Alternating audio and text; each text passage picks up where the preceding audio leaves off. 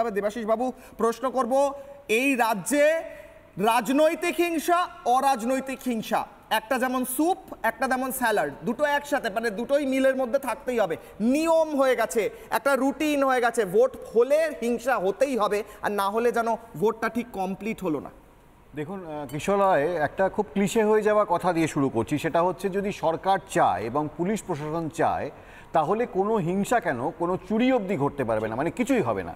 কিন্তু সরকারের সেই সদিচ্ছাটা জরুরি। আমার মনে পড়ে যাচ্ছে নচিকেতার একটা খুব বিখ্যাত গান ছিল, আমি মুখ্য সূক্ষ্ম মানুষ বাবু কিছুই বুঝি না, খুব বিখ্যাত গান। সেখানে দেখেছেন উনি বলেছিলেন, আজকে যিনি কয়লা মন্ত্রী কালকে তিনি দেখেন শিক্ষা, তাই কয়লা কালো শিক্ষা নিয়ে মানুষ করে ভিক্ষা। বুঝতে হবে এই 2011 সালের পর থেকে একটা ক্রিমিনোলজি এখানে প্রাতিষ্ঠানিকভাবে তৈরি হয়েছে। কিভাবে তৈরি হয়েছে কিশোরয়, সেটা হচ্ছে যে শিক্ষাকে সমূলে বিনষ্ট করা হয়েছে এবং মানুষকে ক্রমশ অশিক্ষা এবং অর্থনৈতিকভাবে পঙ্গু করে দেওয়া হয়েছে। এবং অশিক্ষার মধ্যে যদি মানুষকে ঢুকিয়ে দেওয়া হয়, মানুষের প্রশ্ন করার অধিকার চলে যাবে, মানুষের কাছে চাকরি বাকরি থাকবে না, মানুষ তখন বাধ্য হবে তৃণমূল করতে বা সিন্ডিকেট করতে, এবং সেই জায়গা থেকে মানুষের আজকে এই জায়গা হবে। আজকে মানুষের কাছে টাকা নেই, মানুষের কাছে খাওয়ার পয়সা নেই। আজকেই দেখবে বীরভূমে একটি বাচ্চা মেয়ে মারা গেছে এবং তার বাবা তার পাশে, ওই মৃত মেয়েটির পাশে হাত দিয়ে পড়েছিল, সেটা খেতে পাচ্ছিল না। এটাই বাংলার অবস্থা।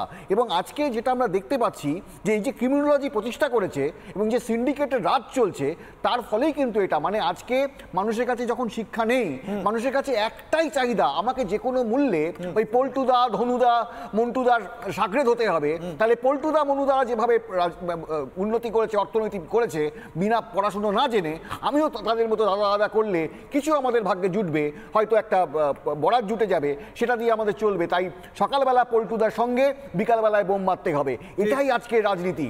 এই রাজনীতি না করলে আজকে যারা দেখুন কোনো নেতা মন্ত্রী কি কিছু হচ্ছে, কিচ্ছু হচ্ছে না, তাদের মানে মহরতের পর মহরত হচ্ছে।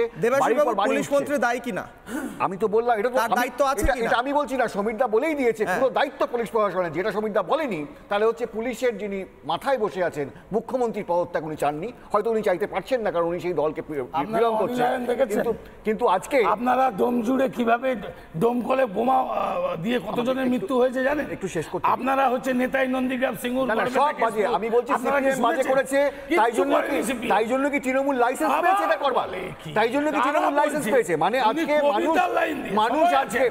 মানুষকে আজকে আপনারা মিথ্যা বোঝাচ্ছেন, কবি হয়ে গেছে। আজকে আপনারা শিক্ষাকে শেষ করেছেন যাতে লোকে সিন্ডিকেট করতে পারে, যাতে লোকে আপনাদের জন্য বোম মারতে পারে, যাতে লোকে আপনাদের হয়ে সিপিএম ভোট দিতে পারে। এটাই তো রাজনীতি। এটা বলতে তবে তা বলে নিশ্চয়ই উত্তর কি আরেকটা খুন, নিশ্চয়ই সন্দেশখালীতে আগে স্পিক আছে না, একটা খুনের উত্তর আরেকটা খুন। আপনি এই জাস্টিস সিস্টেম না, নিশ্চয়ই বলতে কি এটা তো বিজেপির কালচার। আপনি খুনটা বলেন না। আচ্ছা আসি প্রত্যেকের কাছে, এক মিনিট, প্রত্যেককে আমার একটু থামাতে হবে। একটা জিনিস শোনাই দেবাশিস বাবু, একটা জিনিস শোনাই, এক মিনিট, একটা জিনিস শুনতেই হবে। আচ্ছা এক মিনিট, সমীর বাবু, দেবাশিস বাবু, আপনার উপর বা আমার উপর তো গুলি চলেনি এখন পর্যন্ত। যার উপর গুলি চলেছে তিনি কি বলেছেন শুনবো। ব্যবসায়ী যার উপর গুলি চলেছে কি বলেছে, তিনি কি বলেছেন শুনবো। ফিরছি আলোচনায়, শুনুন। আজকেও আপনার কাছে ফোন এসেছিল, থ্রেট কল এসেছিল? আজকে আমার কাছে ফোন এসেছিল, আমাকে একটাই কথা বললো, तुमको मारने के लिए गुली नहीं किया, तुमको যদি মারনা হতো তোমার শোরুম में घुस के मार जाता।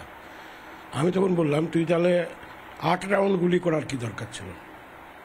তুই যদি আমাকে ভয় দেখানো হতো তাহলে 1 রাউন্ড গুলি করে হয়ে যেত, বা ওরা মুখে বলতো যে, তখন বললো যে আপ হামসে মিলিয়ে। এটা কে বল? সুবোধ সিং। সুবোধ সিং মানে সেই বিহারের কুখ্যাত যে ডন? हाँ डॉन, हाँ वही। बोला आप हमसे मिलिए, इधर उधर जाने से कोई फायदा नहीं होगा आपका, आप हमारा साथ रहेगा तो आपका कुछ नहीं होगा। কি বললো? আরো आप हमारा साथ रहेगा तो आपका कुछ नहीं होगा, आप पूरा सेफ जोन में रहेगा, इधर उधर आप कहीं भी जाने से आपका ये नहीं होगा, दूसरा दिन होगा तो बड़ा हादसा हो जाएगा। डायरेक्ट আমাকে আজকে যেটা বললো, কালকে যখন আমি থানাতে ছিলাম, থানাতেও একই কথা বলেছিল। তখন স্পিকার অন করে সিপি আইসি সবার সামনে স্পিকার অন করে দিয়েছিলাম যে तुम बच गया, तुमको बचाया गया है, तुम ये मत सोचना। এই ঠিক এই থ্রেট। লোকালি কারুর কোনো বড় দাদা গোছের কারুর থেকে ফোন, হুমকি বা এক্সটর্শন? এগুলো তো ধরুন আমাদের যে বিজনেস আছে, কারোর কোনো সময় পয়সার প্রয়োজন হলে হয়তো চাইলেও চাইতে পারে, আমাদের কাছে চেয়েছেও হয়তো, অনেক সময় আমরা সেটাকে তার অসুবিধা আছে, ঠিক আছে ভাই চল, এটা হতেই থাকে আমাদের। আর টিটাগড়ে তো একদম প্রত্যেকটা প্রমোটার, টিটাগড়ে যারা প্রমোটিং করে তাদেরকে সেটা রাখতেই হয়, তাছাড়া কাজ করতে পারবে না। পুলিশ প্রশাসন জানে না এই সব ব্যাপার? আমি আপনাকে কী বললাম, কাল তো পুলিশ সিপি অবধি ছিল, সিপির সামনেই তো সুবোধ ফোন করেছে। জানে না বললে বা ওরা জানে না বললে তো ভুল হবে এটা। ডক্টর শান্তরূপ দে রয়েছেন আমাদের সঙ্গে, রাজনৈতিক বিশ্লেষক।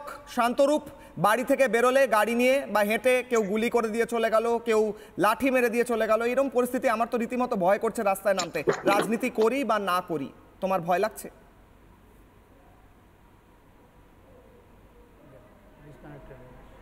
বেশ, শান্তরূপের সাথে কানেকশন বিচ্ছিন্ন হয়েছে এই মুহূর্তে। একবার বিমলদার কাছে আসবো। বিমলদা কিছু বলতে চাইছে। একটু আগে একটা কথা হচ্ছিল যে চার্জশিট হয় নেতার কথায়, ঠিক নেতাদের কথাতেই তো চার্জশিট হয়। 2019-এ যখন পশ্চিমবঙ্গে বিজেপি লোকসভায় খুব ভালো ফল করলো, সন্দেশখালীতে 3 জন বিজেপি কর্মী উধাও হয়ে গিয়েছিল, একজনের ডেড বডিও পাওয়া যায়নি, তার জন্য অ্যারেস্ট করা হয়েছিল অনেককে, তার মধ্যে একজনের মহাপুরুষ শেখ শাহজাহান।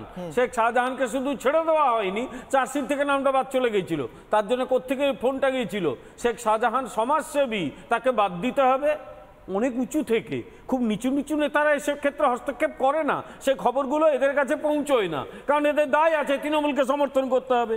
আর একটা কথা বলি, 2018-তে পঞ্চায়েত ইলেকশনে, তারপর 2023-এ পঞ্চায়েত ইলেকশনে ওপেন হিংসা কেউ দেখেনি?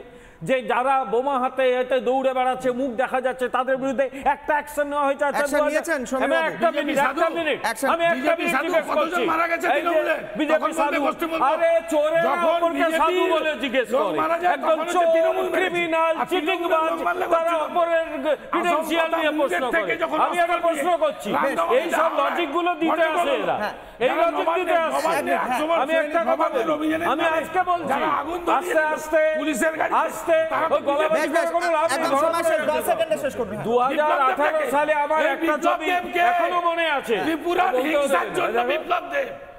উৎসব অপারেশনের নাম বিপ্লব দেব। শান্তরূপ আমাদের সঙ্গে এসে, শান্তরূপ এই মুহূর্তে প্রশ্ন, রাজনৈতিক হিংসায় রাজ্যে কি বলবে শান্তরূপ? 1 মিনিট,